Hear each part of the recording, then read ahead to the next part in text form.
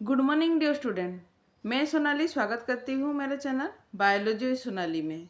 जैसे कि आपको ऑलरेडी स्क्रीन से तो इतना ही पता चल रहा है कि आज हम लोग देखेंगे कुछ एमसीक्यू सीरीज जो कि किसी भी तरह का कोई भी कॉम्पिटिटिव एग्जाम के लिए हेल्पफुल है, जो कि बायोलॉजी क्वेश्चन है। चाहे आप नीट दें या फिर एम्स या फिर OUET, CUET, कोई PGT, किसी भी तरह का कोई भी कॉम्पिटिटिव एग्जाम है उसके लिए ये बहुत हेल्पफुल होगा, क्योंकि यहाँ पर क्लास 11 और 12 का जितना भी बायोलॉजी MCQ सीरीज है उसको मैं लेके आई हूँ। तो ये बिल्कुल NCERT बेस है और आपके लिए बहुत ही हेल्पफुल होगा। तो आज का क्लास हम लोग शुरू करेंगे। इसके साथ अगर आप मेरा थ्योरी क्लास देखना चाहते हैं तो मैं डिस्क्रिप्शन में लिंक दे दूँगी। आप जाके जितना भी मेरा प्रीवियस थ्योरी क्लास है बायोलॉजी रिलेटेड, सभी का लिंक आप पा जाएंगे। इसके अलावा जो भी लेटेस्ट क्लास है उसका अपडेट जानने के लिए आप मेरे टेलीग्राम चैनल पर भी ज्वाइन हो सकते हैं, तो उसका भी मैं लिंक आपने डिस्क्रिप्शन में दे दूंगी। तो आज प्रैक्टिस सेट 1 देखेंगे जिसमें कि मैं 30 क्वेश्चन लेके आई हूँ। तो क्लास स्टार्ट करते हैं। तो उससे पहले अगर आपको मेरा ये क्लास अच्छा लगेगा तो एक शेयर और लाइक ज़रूर कीजिएगा। अगर मेरे चैनल को सब्सक्राइब नहीं किए है तो एक सब्सक्राइब ज़रूर कीजिएगा। तो सबसे पहला जो क्वेश्चन है, the term systematics refers to. ये जो सिस्टमेटिक जो टर्म है ये इसका मतलब क्या है? तो इसका मतलब 4 ऑप्शन यहाँ पर है। Cellular organization of organism, second है systematic arrangement of organism, third है सर्कुलर अरेंजमेंट ऑफ ऑर्गेनिज्म और 4 है none of above, none of the above. तो आपका राइट आंसर क्या होगा यहाँ पर?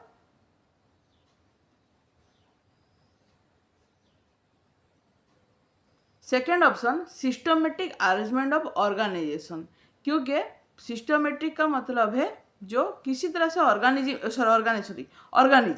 किसी भी तरह से ऑर्गेनिज्म को एक सिस्टमेटिक वे में अरेंजमेंट करना, उसको सिस्टमेटिक्स बोला जाता है। देखिए ये है उसका right answer, systematic arrangement of organisation. Sorry, organisation हो रहा है, मेरे मुंह से ऑर्गेनाइजेशन ही निकले, ऑर्गेनिज्म, सॉरी। ठीक है, नेक्स्ट क्वेश्चन है the Darwin of the 20th century. देखिए ये आपका NCERT में लिखा है और इसका राइट आंसर क्या होगा? आपका NCERT में फर्स्ट जो द लिविंग वर्ल्ड में ये क्वेश्चन है, the Darwin of 20th century. तो किसको बोला जाता है Darwin of 20th century? Right answer है आर्न मैर। आर्न मैर है राइट आंसर। नेक्स्ट क्वेश्चन है Systema Naturae was written by. तो सिस्टोमा नेचुराe को कौन से बायोलॉजिस्ट लिखे थे? Ernst Mayr. सेकेंड ऑप्शन है कार्लोस लिनियस, थर्ड है RH फटेकर और फोर्थ है WM स्टानले। तो इसका राइट आंसर है कार्लोस लिनियस। नेक्स्ट क्वेश्चन देखेंगे the idea of binomial nomenclature was first introduced bye. जो बायनोमियल नोमेनक्लेचर जो है उसको सबसे पहले उसका आइडिया कौन इंट्रोड्यूस किए थे? इसका राइट आंसर क्या होगा? सबसे पहले ऑप्शन है A1 में जॉन राय, सेकेंड है हुकर्स, थर्ड है गास्पर्ड बाउहिन और फोर्थ में है बेंथम। अब खुद बोलिए इसका राइट आंसर क्या है? इसका राइट आंसर है गास्पर्ड बाउहिन। आपको अगर ये क्लास मेरा बहुत अच्छा लग रहा है तो आप एक लाइक शेयर कीजिए और सब्सक्राइब कीजिए। ठीक है, लाइक ज़रूर एक कीजिएगा, बहुत मेहनत से ये क्लास मैं आपके लिए लेके आई हूँ। और अगर आप लोग इसका जो थ्योरी पार्ट है अगर जानना चाहते हैं तो मैं डिस्क्रिप्शन में लिंक दे दूँगी। आप द लिविंग वर्ल्ड का जो भी थ्योरी क्लास है उसको आप देख सकते हैं, मैं प्लेलिस्ट का लिंक दे दूँगी। ठीक है, तो नेक्स्ट क्वेश्चन देखेंगे Meyers was awarded by Balzan prize in. तो बाल्जन प्राइज से मेयर्स को कब अवार्ड उनको दिया गया था? इसका राइट आंसर क्या होगा? ऑप्शन 1 में है 1994, सेकेंड में है 1999, थर्ड में है 1883 या फिर 1983। तो राइट आंसर होगा 1983। नेक्स्ट क्वेश्चन है ICBN स्टैंड्स फॉर। ये तो सभी को पता है, फिर भी हम लोग एक बार देख लेंगे कि ICBN का फुल फॉर्म क्या है। यहाँ पर ICZN भी आ सकता है, ठीक है। तो ऑप्शन में दिया है, फर्स्ट है Indian congress of biological name, second में international code of botanical nomenclature, third में है international congress of biological name, या फिर फोर्थ में है Indian code of botanical nomenclature. क्या होगा इसका right answer? International code of botanical nomenclature. लेकिन यहाँ पर याद रखिए,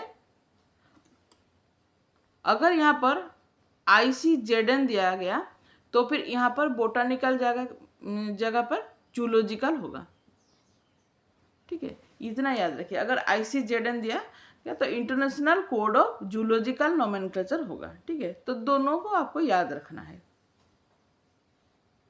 इनका काम क्या है ये आप मुझे कमेंट बॉक्स में बोलिए कि ICZN और ICBN का काम क्या है, या फिर इसके बारे में आप मुझे कमेंट बॉक्स में जरूर बोलिए। नेक्स्ट है what is the role of mycoplasma in the biological classification system. थोड़ा सा हम लोग सिंपल से कॉम्प्लेक्स की तरफ जाएंगे तो माइकोप्लाज्मा का बायोलॉजिकल क्लासिफिकेशन में क्या उसका रोल है। तो ऑप्शन 1 में है it is a type of bacteria that has a cell wall. Next है it is a smallest living cell known and lack of cell wall. Third में है it belongs to the kingdom Protista. Next है it is used in the fermentation of beer. तो इसका right answer क्या होगा? देखिए, इसका ये तो बैक्टीरिया तो है, लेकिन इसका सेल वॉल है, यह गलत है, ठीक है। सॉरी,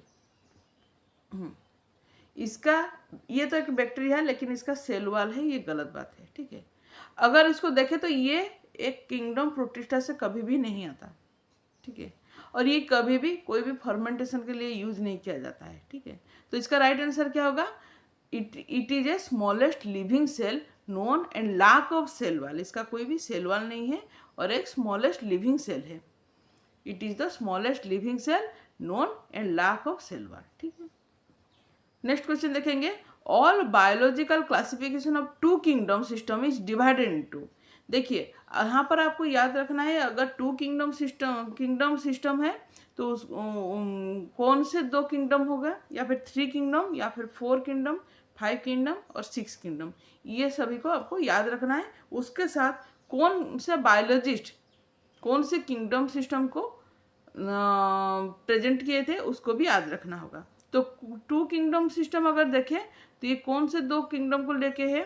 तो सबसे पहले एक में है मोनेरा एंड एनिमलिया, सेकंड में है प्रोटिस्टा एंड एनिमलिया, थर्ड में है प्लांटी एंड एनिमलिया, फोर्थ में है प्रोटिस्टा एंड प्लांटी। तो इसका राइट आंसर क्या होगा? आप कितने लोग बोल पा रहे हैं? तो ये सभी को पता है कि सबसे पहले जो 2 किंगडम ऑफ क्लासिफिकेशन है, जितने भी ऑर्गेनिज्म है उस सभी को, चाहे वो उनका यूनिसेलुलर है या फिर मल्टीसेलुलर है या फिर उनका प्रोकैरियोटिक है या फिर यूकैरियोटिक है, कुछ भी है, लेकिन उनको सभी को 2 भागों में डिवाइड किया गया था, एक है प्लांटी और एक है एनिमलिया। तो राइट आंसर होगा यहाँ पर प्लांटी एंड एनिमलिया।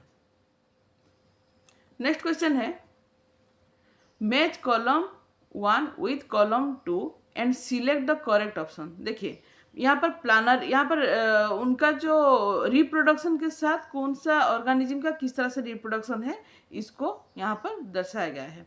तो सबसे पहले देखिए, अगर प्लानारिया को देखें, याद रखिए प्लानारिया के अंदर ट्रू रीजेनरेशन दिखाई देता है। तो यहाँ पर अगर देखें तो कॉलम ए के साथ यहाँ पर ये मैच किया। उसके बाद अगर आपको पता है कि एमीबा किस तरह से उसका रिप्रोडक्शन होता है, उसका बाइनरी फिशन से आसेक्सुअली रिप्रोडक्शन होता है। अभी दोनों रह गया, कौन सा? एक है फिलामेंटस आल्गी और एक है ईस्ट। आपको सबसे पहले देखिए A2 और D3, इस तरह से आप एलिमिनेट कर सकते हैं। देखिए यहाँ पर A2 दोनों ऑप्शन में है, 2 में भी है, 3 में भी है। अभी देखिए डी के साथ कौन सा ऑप्शन जा रहा है, डी के साथ थर्ड। यहाँ पर देखिए डी के साथ थर्ड सेकेंड ऑप्शन में है, लेकिन थर्ड ऑप्शन में नहीं है, तो ये कट गया आपका। ये दोनों तो पहले से ही कट चुके हैं, ठीक है। तो देखिए फिर से देखेंगे हम लोग, प्लानरिया, ट्रू जनरेशन, फिलामेंटस अलगी है, आपका फ्रैगमेंटेशन होगा यहाँ पर। ईस्ट इसी तरह से क्या होगा, बर्डिंग होगा। और जो डी ऑप्शन है, डी है एमीबा, उसका क्या होता है, बाइनरी फिशन होता है। तो ये आपका ऑप्शन सेकेंड आपका राइट आंसर है।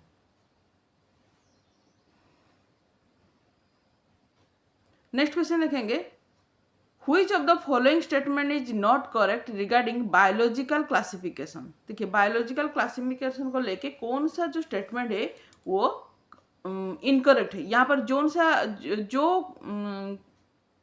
ऑप्शन इनकरेक्ट है वही हमारे लिए करेक्ट है, ठीक है। तो देखेंगे एक नंबर, तो यहाँ पर देखिए बहुत सारे बच्चे यहीं पर गलती करते हैं। नॉट अगर लिखा है तो आपको गलत स्टेटमेंट को सबसे आइडेंटिफाई करना है, ठीक है, गलत स्टेटमेंट को आइडेंटिफाई करना है। अगर आपको नहीं पता है, अगर किसी भी ऑप्शन में आपको प्रॉब्लम होता है, वहाँ पर आप एलिमिनेशन का भी हेल्प ले सकते हैं। तो जो कोई कुछ भी ऑप्शन को आप एलिमिनेट कर सकते हैं। देखिए gross morphology was not consider in two kingdom classification. Second option है classification system has undergo many changes over the time. ये बात सच है कि क्लासिफिकेशन जो है वक्त के साथ हमेशा उसमें कुछ ना कुछ बदलाव किया गया है। ये ऑप्शन आपका बिल्कुल ठीक है, ठीक है। अगर ठीक है तो हमारे लिए यहाँ पर गलती है। आर कांस्टेंट, कौन सा, biological classification are constant throughout, just the concept of understanding them has been changed. ये भी एकदम ठीक है। Nature of wall and method of reproduction was the two criteria which were also needed to consider after two kingdom of classification। तो यहाँ पर कौन सा ऑप्शन आपका गलत होगा, तो gross morphology was not consider in two kingdom of classification. बिल्कुल ये गलत बात है कि हम लोग सबसे पहले क्या गया था, ज़्यादा टू किंगडम के बाद, देखिए ये ऑप्शन आपका ठीक है, टू किंगडम के बाद एक्चुअली नेचर ऑफ वाल और रिप्रोडक्शन को भी क्राइटेरिया हिसाब से लेके उसी तरह से क्लासिफिकेशन किया गया। लेकिन उससे पहले, ठीक है, जो टू किंगडम ऑफ क्लासिफिकेशन था उसमें इतना सब नहीं दिखाई देता था, सिर्फ वो लोग ग्रॉस मॉर्फोलॉजी जो है, ग्रॉस मॉर्फोलॉजी को ही कंसीडर करके टू किंगडम ऑफ क्लासिफिकेशन बनाए थे। लेकिन यहाँ पर क्या लिखा है, नॉट कंसीडर, नॉट कंसीडर नहीं, वो लोग ग्रॉस मॉर्फोलॉजी को ही लेके टू किंगडम ऑफ क्लासिफिकेशन बनाए थे। तो ये गलत ऑप्शन यहाँ पर हमारे लिए राइट है, ठीक है। नेक्स्ट क्वेश्चन है, scientific study of diversity of organisms and their evolutionary relationship. देखिए जहाँ पर आपका इवोल्यूशनरी रिलेशनशिप आया, इतना याद रखिए। यहाँ पर क्या होगा, सबसे पहले ऑप्शन देख लीजिए, मॉर्फोलॉजी। हमें तो पता है मॉर्फोलॉजी मतलब एक्सटर्नल कैरेक्टर, एक्सटर्नल फीचर, ठीक है, किसी ऑर्गेनिज्म को मॉर्फोलॉजी बोला जाता है। तो यहाँ पर तो ऐसा कोई भी आपका क्वेश्चन में नहीं है, तो ये आपका गलत होगा। एनाटॉमी, देखिए इंटरनल बॉडी स्ट्रक्चर, इसे एनाटॉमी बोला जाता है। टैक्सोनॉमी और सिस्टोमेटिक्स के अंदर हम लोगों को थोड़ा कंफ्यूज हो सकता है, ठीक है। लेकिन अगर आप अच्छी तरह से याद रखिए, अगर ज़्यादा कोई दोनों में फर्क तो नहीं है, लेकिन इतना रखिए जहाँ पर इवोल्यूशनरी रिलेशनशिप का बात आया, इतना याद रखिए, जहाँ पर आपका इवोल्यूशनरी रिलेशनशिप का बात आया, यहाँ पर आप आराम से सिस्टोमेटिक्स को ही क्लिक करके आइएगा, क्योंकि यहाँ पर राइट आंसर है आपका सिस्टोमेटिक्स, ठीक है। सिस्टोमेटिक्स जो इवोल्यूशनरी रिलेशनशिप यहाँ पर जो स्टडी किया जाता है वो सिस्टोमेटिक में ही स्टडी किया जाता है, ठीक है। तो राइट आंसर होगा आपका सिस्टोमेटिक्स। नेक्स्ट है बायोसिस्टोमेटिक्स M8। तो बायोसिस्टोमेटिक्स का एम क्या है, सबसे पहला ऑप्शन है the classification of organism based on their evolutionary history and establishing phylogeny on the totality of the various parameter from all field of study. थोड़ा थोड़ा तो ये ठीक लग रहा है, फिर भी बाकी ऑप्शन को देखते हैं। Identification and arrangement of organism on the basis of their cytological character. क्या हम लोग सिर्फ उनका साइटोलॉजिकल कैरेक्टर को देख के आइडेंटिफिकेशन और अरेंजमेंट किए हैं? आप खुद ही बोलिए, क्या हम लोग साइटोलॉजिकल कैरेक्टर को ही हम लोग देख के आइडेंटिफिकेशन और अरेंजमेंट किए हैं? थर्ड ऑप्शन है the classification of organism based on broad morphological character. क्या हम लोग सिर्फ मॉर्फोलॉजिकल को ही कैरेक्टर को देख के ही क्लासिफिकेशन किए हैं? उसके बाद delimiting various taxa of organism and establishing them their relationship. क्या हम लोग डिलिमिट कर दिए जो बहुत सारे टाक्सा को और उनको उनके रिलेशनशिप को एस्टेब्लिश किए? क्या तो फिर यहाँ पर क्या होगा राइट आंसर? यहाँ पर होगा the classification of organism based on evolutionary history. अभी थोड़ी देर पहले हम लोग सिस्टमेटिक्स के बारे में बोले थे, इवोल्यूशनरी हिस्ट्री, और उसके बाद उनका जो भी फाइलोजेनी रिलेशनशिप था, ठीक है, उसको स्टडी करके बनाया गया है। तो ये आपका एकदम राइट आंसर है, ठीक है। नेक्स्ट है what is the name of book written by Aristotle. तो अरिस्टोटल के से कौन सा बुक वो बनाए लिखे थे? इसका राइट आंसर क्या होगा? सबसे पहले ऑप्शन 1 में है सिस्टमा नेचुराई, उसके बाद हिस्टोरिया नेचुराली, उसके बाद है हिस्टोरिया एनिमलियम, फाइलोसॉफी जूलॉजिक। तो कौन सा होगा यहाँ पर राइट आंसर? इसका है Historia Animalium. Next question, binomial nomenclature is. Binomial nomenclature का मतलब क्या है? यहाँ पर two name local and specific of an organism. देखिए यहाँ पर जो दो नेम है ये एकदम ठीक है, लेकिन लोकल नहीं है।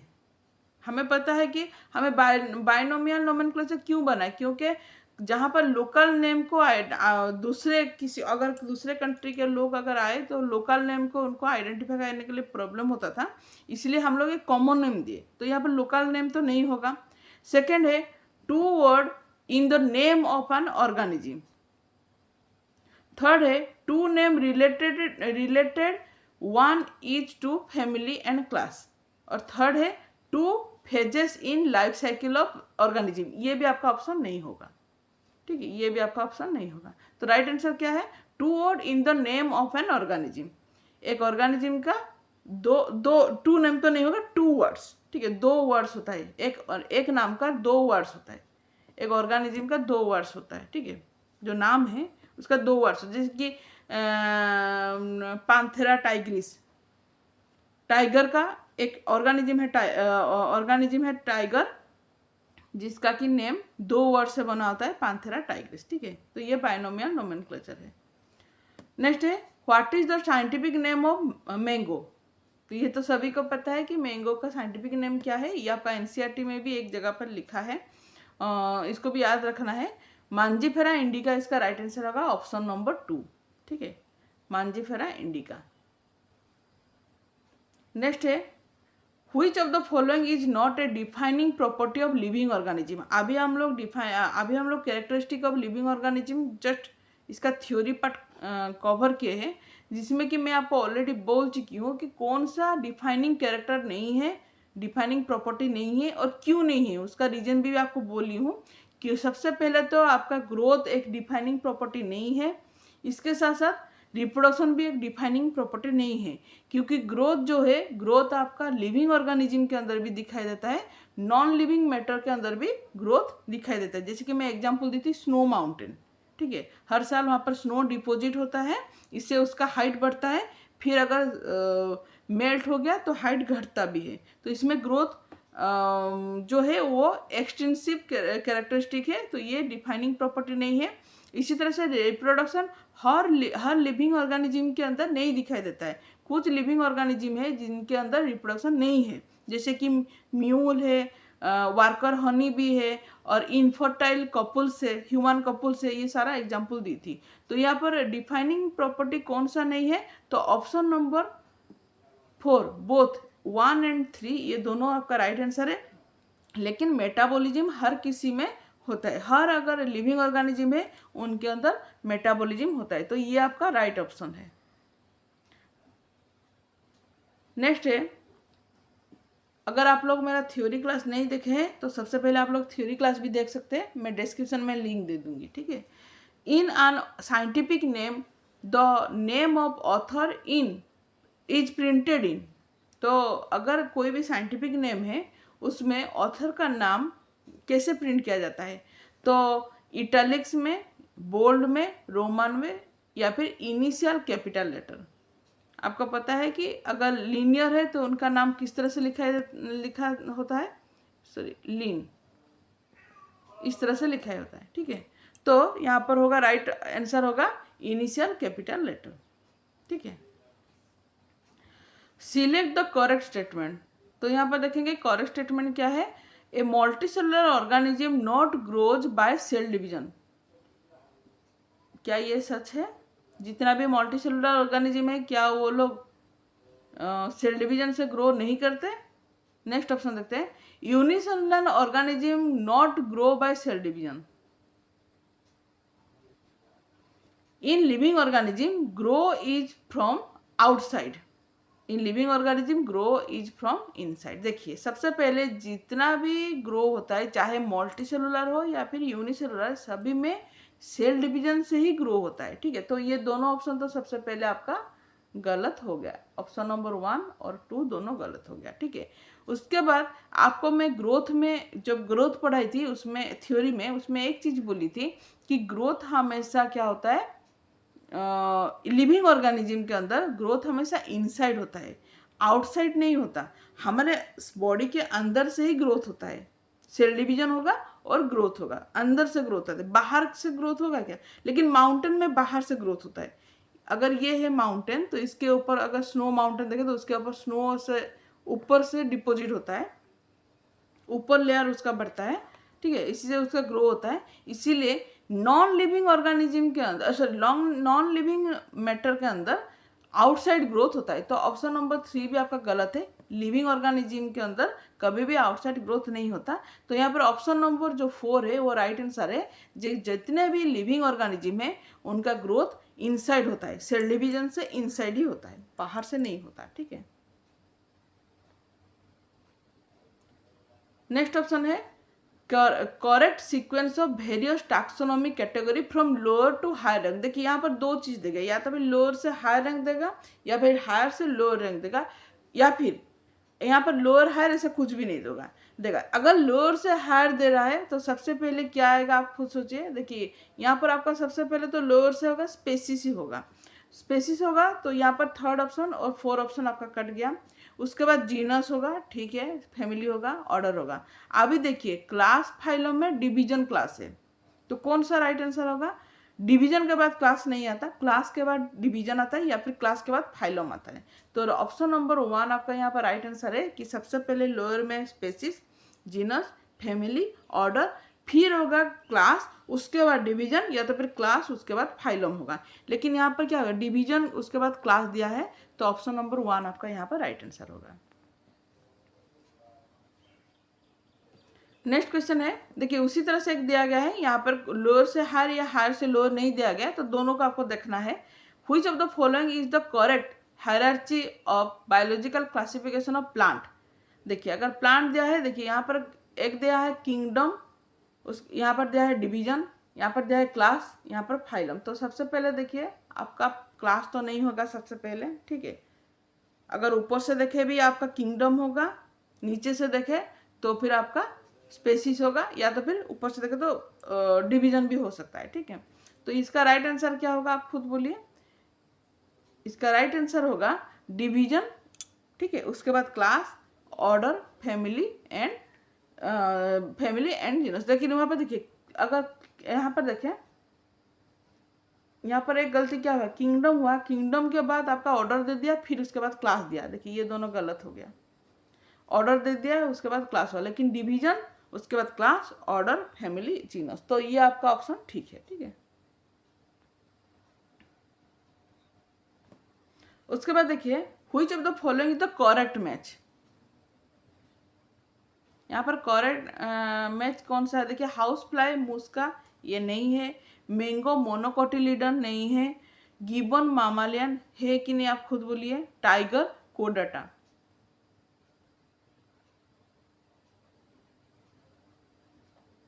तो यहाँ पर अगर टाइगर तो कोडाटा है, लेकिन यहाँ पर क्लास में अगर देखें तो गिबन आपका मामालियन है, ठीक है, गिबन आपका मामालियन है, ठीक है। उसके बाद यहाँ पर थोड़ा सा ऑप्शन में थोड़ा सा एक गलती कर दी, वहाँ पर अगर ब्रैकेट में मैं क्लास अकॉर्डिंग टू क्लास लेते तो ज़्यादा अच्छा होता था, ठीक है। उसके बाद देखिए प्लानरिया सोच। अच्छा, प्लानरिया किस तरह से देखा, उसका सेक्सुअल रिप्रोडक्शन या आसेक्सुअल रिप्रोडक्शन किस तरह से होता है? तो सबसे पहले देखिए, यहाँ पर देखिए थोड़ा ट्रिकी क्वेश्चन है ये। हम अभी थोड़ी देर पहले हम लोग ऑप्शन में देखे थे कि उनमें ट्रू रीजनरेशन दिखाई देता है, तो फॉल्स रीजनरेशन तो नहीं होगा, ट्रू रीजनरेशन होगा। अभी थोड़ी देर पहले एक ऑप्शन में हम लोग देखे थे। सेकेंड में देखिए, जितना भी रीजनरेशन है, ट्रू रीजनरेशन जो है वो आपका सेक्सुअल रिप्रोडक्शन नहीं है, आसेक्सुअल रिप्रोडक्शन है। तो यहाँ पर ऑप्शन नंबर 3 भी आपका करेक्ट है कि आसेक्सुअल रिप्रोडक्शन नहीं होता है। तो यहाँ पर बोथ 2 एंड 3 जो ऑप्शन है ये दोनों ही राइट है। आपका ट्रू रीजनरेशन दिखाई देता है और ट्रू रीजनरेशन आपका आसेक्सुअल रिप्रोडक्शन ही है। नेक्स्ट क्वेश्चन अगर देखें, select the incorrect statement. Alsatian belongs to family Canidae, cats belong to family Canidae, lion belongs to family genus Panthera, tiger belongs to family Felidae। यहाँ पर कौन सा option आपका right होगा? कौन सा आपका इनकरेक्ट स्टेटमेंट है? तो इसका राइट आंसर है कैट्स बिलोंग टू फैमिली कानिडाई। तो कैट्स कभी भी कानिडाई फैमिली से बिलोंग नहीं करता, ये फेलिडाई फैमिली से बिलोंग करता है, ठीक है। तो ये आपका ऑप्शन इनकरेक्ट है। नेक्स्ट है, which of the following does not form the basis of 5 kingdom of classification. अच्छा, 5 किंगडम ऑफ क्लासिफिकेशन में हम लोग यहाँ पर कौन सा जो कैरेक्टर है उसको लेके क्लासिफिकेशन नहीं किया गया है, ठीक है। तो देखिए, बॉडी ऑर्गेनाइजेशन यहाँ पर राइट है, बॉडी ऑर्गेनाइजेशन किया गया है, सेल स्ट्रक्चर को भी किया गया है, मोड ऑफ न्यूट्रिशन को भी किया गया है, लेकिन मोड ऑफ एक्सक्रीशन को लेके 5 किंगडम ऑफ क्लासिफिकेशन नहीं बना है। तो यहाँ पर राइट आंसर होगा हमारा मोड ऑफ एक्सक्रीशन। इसको छोड़ के ऑर्गेनाइजेशन, सेल स्ट्रक्चर और मोड ऑफ न्यूट्रिशन को लेके 5 किंगडम ऑफ क्लासिफिकेशन बना है। नेक्स्ट क्वेश्चन है largest taxon of classification is. यहाँ पर लार्जेस्ट टैक्सन क्या होगा? आप सबको पता है, सबसे अगर देखें लार्जेस्ट टैक्सन तो यहाँ पर किंगडम ही होता है, ठीक है। तो राइट ऑप्शन आपका ऑप्शन नंबर 3 किंगडम होगा। नेक्स्ट क्वेश्चन है, which of the following term describe the biological classification system based on common ancestry. सबसे पहले लीनियर टैक्सोनॉमी, क्या ये एंसेस्ट्री, कॉमन एंसेस्ट्री को बेस करके बायोलॉजिकल क्लासिफिकेशन में जो बना है लीनियर टैक्सोनॉमी बोला जाता है, या फिर बायनोमियल नोमेनक्लेचर बोला जाता है, या फिर फाइलोजेनेटिक क्लासिफिकेशन बोला जाता है, या फिर रैंक बेस्ड क्लासिफिकेशन? कौन सा ऑप्शन यहाँ पर राइट होगा? देखिए, एंसेस्ट्री अगर कॉमन एंसेस्ट्री को बेस करके अगर क्लासिफिकेशन बना है तो ये फाइलोजेनेटिक क्लासिफिकेशन ही होगा, ठीक है। अगर कॉमन एंसेस्ट्री या फिर कॉमन एंसेस्ट्री को अगर देख के क्लासिफिकेशन बना है तो ये बायोलॉजिकल फाइलोजेनेटिक क्लासिफिकेशन ही होगा। नेक्स्ट क्वेश्चन है, किंगडम मोनेरा इंक्लूड। तो यहाँ पर राइट आंसर क्या होगा? अगर मोनेरा किंगडम में देखें तो इसका राइट आंसर होगा बैक्टीरिया को लेके किंगडम मोनेरा, ठीक है। नेक्स्ट है, the system of biological classification use today was created by. तो ये बोलिए, जो हम लोग अभी जो भी पढ़ाई करते हैं या फिर जिसको हम लोग यूज करते हैं, जो सिस्टम ऑफ बायोलॉजिकल क्लासिफिकेशन, उसको कौन क्रिएट किए थे? तो इसका राइट आंसर है आपका कार्लोस लिनियस। नेक्स्ट क्वेश्चन है, which of the following is the basic unit of classification. देखिए बेसिक यूनिट यहाँ पर आया, हमें पता है कि हर क्लासिफिकेशन में अगर देखें तो बेसिक यूनिट है यहाँ पर स्पेसीज। तो राइट ऑप्शन होगा ऑप्शन नंबर 4 स्पेसीज। ये डायरेक्ट क्वेश्चन है सभी। ए टैक्सन इज ए, अच्छा टैक्सन क्या है? तो ऑप्शन दिया है group of related species, group of related family, type of living organism, taxonomy group of any rank. तो यहाँ पर राइट आंसर होगा taxonomy group of any rank. देखिए टैक्सोन चाहे तो आपका यहाँ पर क्लास भी हो सकता है, फैमिली भी हो सकता है, ऑर्डर भी हो सकता है, जीनस भी हो सकता है, स्पेसी भी हो सकता है। टैक्सन है कोई भी टैक्सोनॉमिकल ग्रुप, कोई भी रैंक का, उसको टैक्सन बोला जाता है। तो यहाँ पर राइट आंसर होगा टैक्सन है taxonomy group of any rank. तो ये हो गया आपका 30 क्वेश्चन में आपको क्लियर की। तो नेक्स्ट क्लास में और फिर से मैं और 30 क्वेश्चन लेके आऊँगी। तब तक लिए बाय बाय।